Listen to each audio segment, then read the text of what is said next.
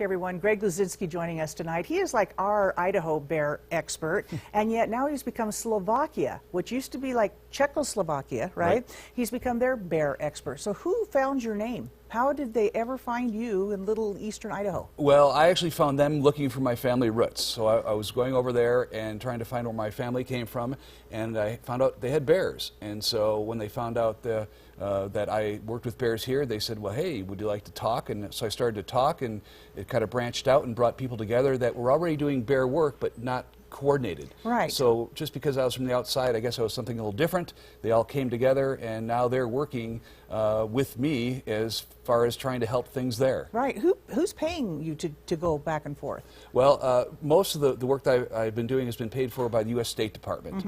Again, they have numerous programs that they try to foster goodwill and cultural relations. In this case, it's an educational outreach, and also one that will have a biological impact as well. Are you going to teach them to hunt like we hunt here? Do they hunt? They hunt there, but it's a very different system. It's the royal system. You have to be a rich person and be a member of a club. Oh. So that means that the folks there have a different way of looking at wildlife. They don't have the same appreciation or sense of ownership. And so again, how we do things here is very appealing to them.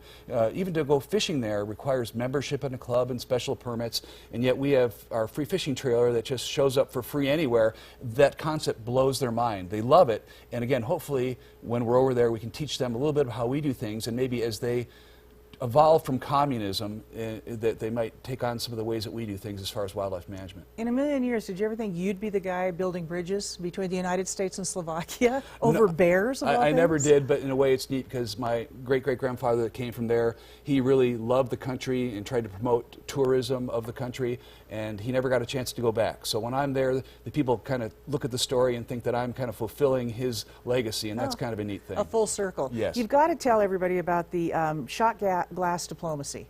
Well, the Slovak culture is much like other Slavic cultures like Russia, where toasting is a part of everyday life, and not just dinner time, but business meetings, schools even. And so they do a lot of toasting with vodka. And so what I developed was a shot glass that I had made here that has the Slovak bear symbol on it. Right. And I had a bunch of these made up. And so whenever I'd go to meet with officials or teachers or anyone, and they would bring out their bottle of vodka to do a toast, I would say, well, here, let's do our Slovak bear shot.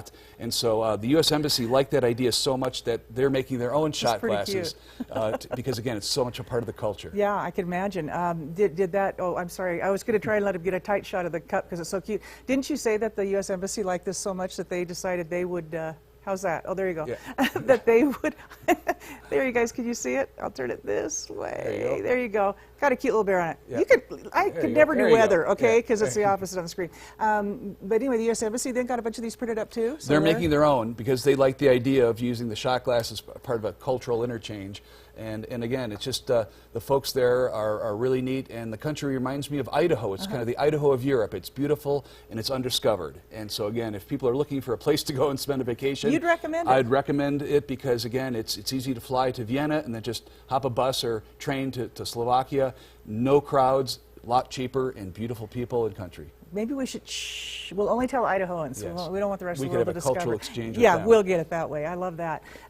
You go back again? I'm going back in October as part of a Fulbright grant, and I'll be teaching at a university there. I'll be talking about our method of wildlife management, as well as I'll be teaching teachers how to use a program that we call Project Wild, which uses wildlife as a way to trick students into learning about math, science, art, all kinds of things. And so fortunately there was a guide that was translated into Czech, which is very similar to Slovak. And so we'll be using their guide when we're over there, and I'll be working with Slovak teachers that also speak English, and we'll be doing the same classes we do here for our teachers exactly over there. The same thing over there. What's the language barrier? Most of the young people speak English, which is a good thing. Folks that are my age and older might speak English, but most of them speak either Russian or German because those are the folks that occupied them at various times in the past. Right, yes. right. Is that a democracy, Slovakia? Yes, it is. Okay. But it's different in that it has a parliament and then it has a president. So the politics there are interesting because, again, small country, lots of people, and lots of different opinions. So but it's a very the government there is as excited yes. about you coming over yes. and teaching them to handle their bears as the everyday person on the street. Yes, people there, like I say, they want to learn more about how they can live with wildlife, and anything we can do to help them, whether it's the garbage containers or talk just better education, has been well received, and again, it's just neat to go there and do it all we can. We have in our country a lot of bear container creators, I guess you'd say. Slovakia just has the one. Is this going to be the one between Slovakia and Canada? Have they finally come up with the perfect bear-proof container? We believe they have, and the neat part about being a former communist country is I always say that all the dumpsters are the same. That's how communism worked. There was only one model. So that was the idea originally, was that if we could fix that one model, we could fix a lot of the problems. Here in America, we have lots of companies, lots of different choices, models. And again, hard to fix all of those. There, if we get the one fix, we can take care of the problem. Right now we're dealing with, we've got the fix manufactured, but the international business end of it. And that's where I'm stepping out of it. I'm not a business person, but they're trying to figure out what kind of agreements need to be made for copyrights and the rights to produce it. But we've got it nailed, and hopefully we can get it in time to keep the bears out of trouble. I love it, because I've heard him say that bear doing the push on the, that's CPR. That's bear CPR. It is.